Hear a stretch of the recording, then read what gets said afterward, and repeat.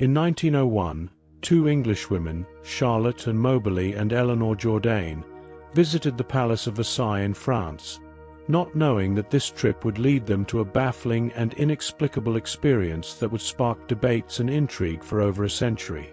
The two women, both highly educated and with no previous history of mental illness or delusion, described an encounter that would challenge their understanding of reality itself.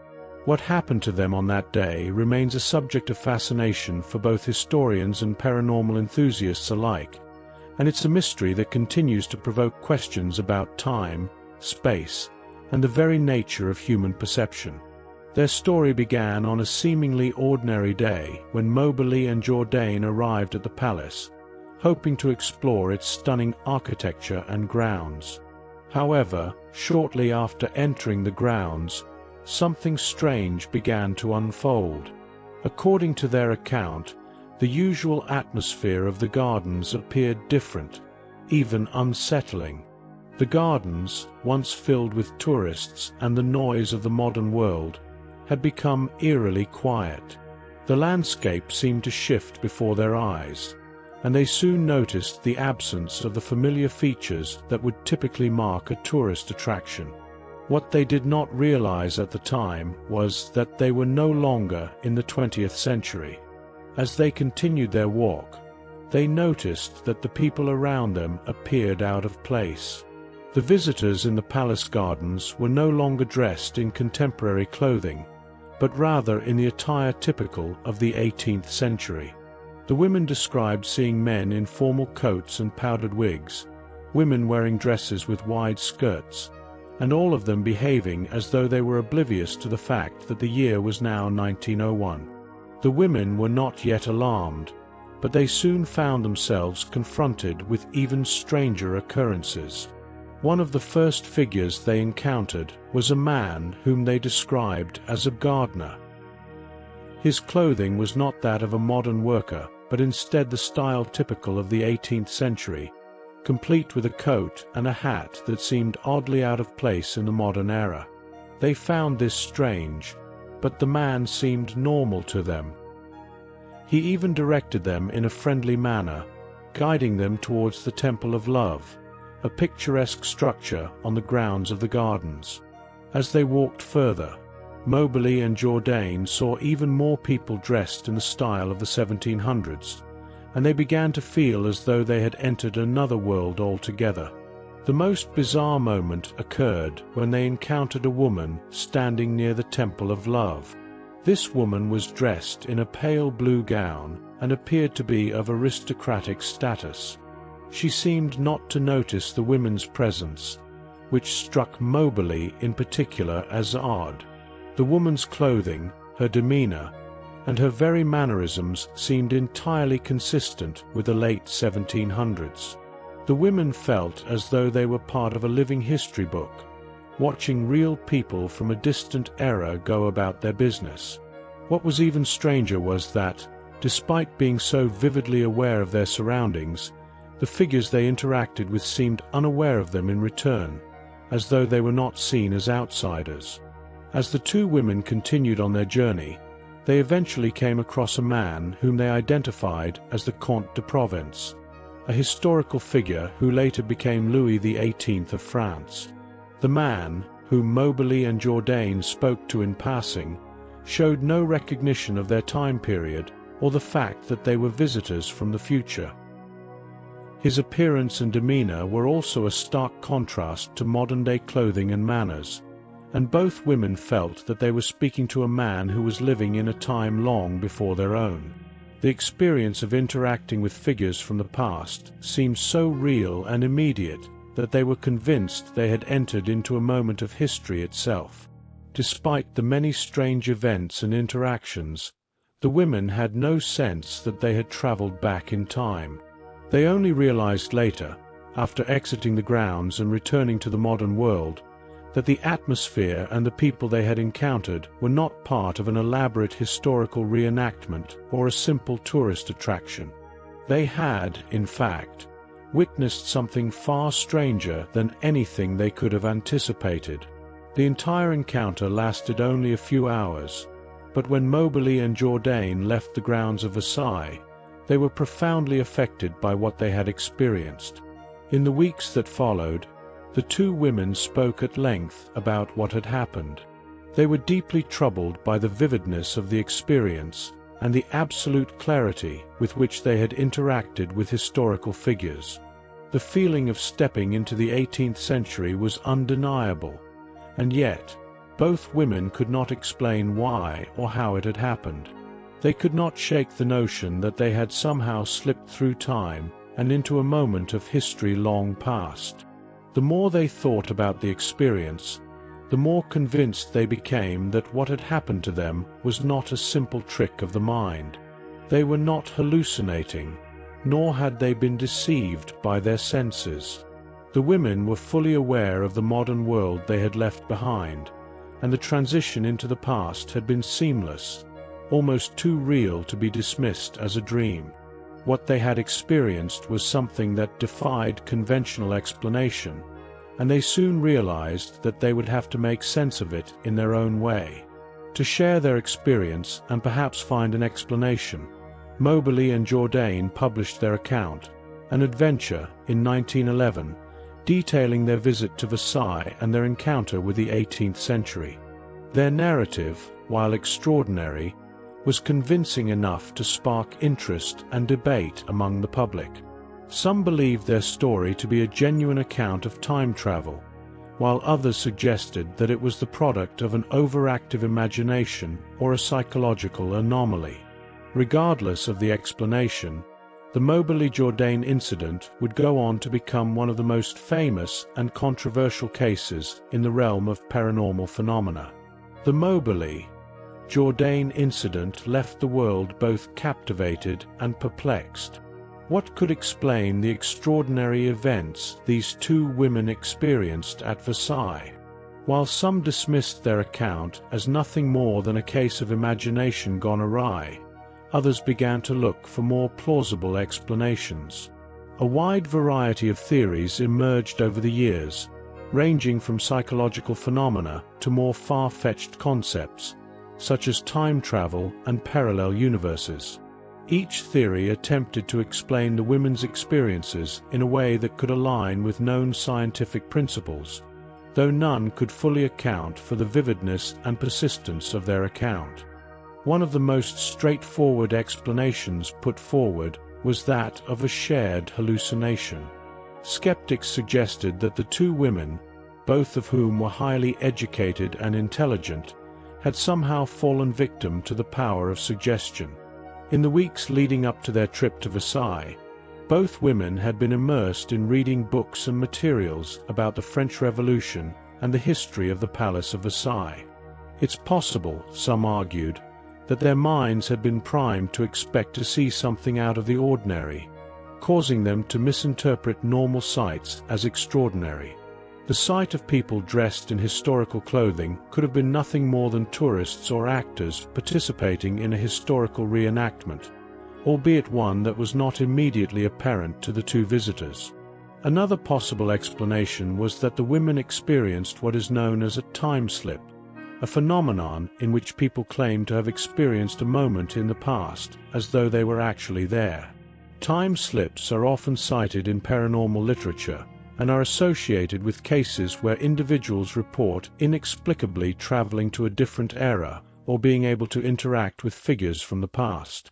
While no scientific explanation has been able to confirm the existence of time slips, they remain a popular theory among those interested in the paranormal. The Moberly-Jourdain incident is often listed among the most famous examples of this strange phenomenon. For some, the idea of time travel was the most logical explanation for the women's encounter. Although time travel has long been a staple of science fiction, it is an idea that has captured the imagination of both the general public and scientific thinkers alike. According to theories of time travel, it may be possible to travel backward or forward in time under the right conditions. Whether through a wormhole, a shift in space-time, or some other mechanism, time travel could theoretically allow an individual to visit any point in history. The two women's experience at Versailles, with its immersive and highly detailed nature, seemed to fit the description of time travel encounters reported in speculative literature. Perhaps they had been transported to the 18th century, either through some natural anomaly or an experiment that they had unknowingly been caught up in. Despite the intrigue surrounding these theories, none of them were able to fully explain the experience the women had. Skeptics argued that the time travel hypothesis was far-fetched, while others suggested that the phenomenon was linked to psychological states or even neurological conditions that caused the women to perceive reality in a distorted way. For instance, one possibility was that Moberly and Jourdain had been affected by a form of dissociation, a condition in which a person feels disconnected from their environment or sense of self. This could explain why they saw the palace and its inhabitants in such a vivid, historical context, while failing to recognize that they were in the modern world. Yet, the possibility of a time slip, an event that allowed the women to perceive a moment in the past as though they were truly there, remained tantalizingly unexplained. Some of the figures they encountered, such as the Comte de Provence and the woman in the blue gown, were known historical figures, and their appearance in the story adds an air of authenticity to the incident. Skeptics argued that the women's minds had simply fabricated these encounters, influenced by their historical knowledge of the period, but others insisted that there must be something more to their story. One interesting point of speculation was the fact that the women were very specific in their descriptions of the events that took place at Versailles. They didn't merely see vague, blurry figures. They interacted with specific people in specific locations, such as the Temple of Love, which was an exact match for the setting of the period they described. The clothing and the architecture they encountered were also remarkably accurate for the 18th century, which suggested that their perceptions were extremely detailed and specific. In this sense, their experience was more than just a vague hallucination. It was a vivid encounter that seemed to correspond to known facts about the time period. This accuracy led some to propose that the Moberly-Jourdain incident might not have been a case of hallucination or time travel, but instead a form of collective memory. According to this theory, it was possible that the women had tapped into a shared cultural memory of the past, one that was deeply embedded in the environment around them. Perhaps the landscape of Versailles and its historical significance had caused the women to experience a kind of historical resonance, where the past bled into the present moment. This theory posited that their minds had unconsciously connected with a collective memory of the palace, allowing them to experience the past in a very real and tangible way. Despite the various theories and explanations, the Moberly-Jourdain incident continues to be a mystery that has never been fully resolved. Some believe the two women experienced a form of time travel or a time slip, while others suggest that their encounter was the result of psychological factors, such as dissociation or shared hallucination. Still, others believe that the women's story was simply a fabrication or a case of exaggerated storytelling. But the fact remains that the story has endured for more than a century and continues to be one of the most fascinating and enigmatic incidents in paranormal history. In 1935, Moberly and Jourdain were invited to speak about their experience on the BBC, further cementing the story's place in the annals of mystery. Their account, which had already been written about in their 1911 book, was once again thrust into the public eye. As the years have gone by, the mystery surrounding the Moberly-Jourdain incident has continued to fascinate both those who believe in the paranormal and those who seek a logical explanation. The truth, as always, remains elusive, leaving us to wonder whether there is something to their story that we are simply not yet capable of understanding. The Moberly-Jourdain incident, though it occurred over a century ago, has left a lasting impact on the world of paranormal research and speculation. The theory of time slips, once a fringe idea, has since gained wider attention, particularly in the context of the incident at Versailles. The story of Moberly and Jourdain continues to be one of the most well-known examples of a time slip, and it has inspired both serious academic inquiry and popular fascination. For some, the incident marked the beginning of a new era in the study of unexplained phenomena. It was one of the first instances in which people with no obvious connection to the paranormal, such as Moberly and Jourdain, became prominent figures in the ongoing debate about the existence of time travel and alternate realities. Though their account was met with skepticism at the time, it eventually found a place in the literature of paranormal research, where it was cited alongside other mysteries such as the Bermuda Triangle and UFO sightings. Some paranormal enthusiasts believe that the Moberly-Jourdain incident was not an isolated case, but part of a larger pattern of time slips and dimensional overlaps. In the years following the publication of their account, a number of similar stories began to surface. Other people claim to have experienced inexplicable trips to the past or encounters with historical figures in locations where no such encounters should have been possible. These accounts, though not as famous or as widely documented as the Moberly-Jourdain incident, nonetheless contribute to the growing body of anecdotal evidence surrounding time travel and parallel realities. Some researchers even hypothesize that such events could be more common than we realize, simply waiting for the right conditions to trigger them. On the other hand, the Moberly-Jourdain incident has also become a touchstone for those seeking to understand the nature of memory, perception, and reality. For years, psychologists have examined the case as an example of how easily the mind can be influenced by external factors and internal biases.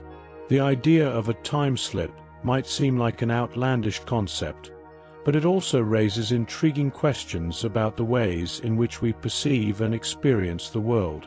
Could it be possible for the mind to create such vivid and convincing hallucinations based on suggestion, historical knowledge, and personal expectations?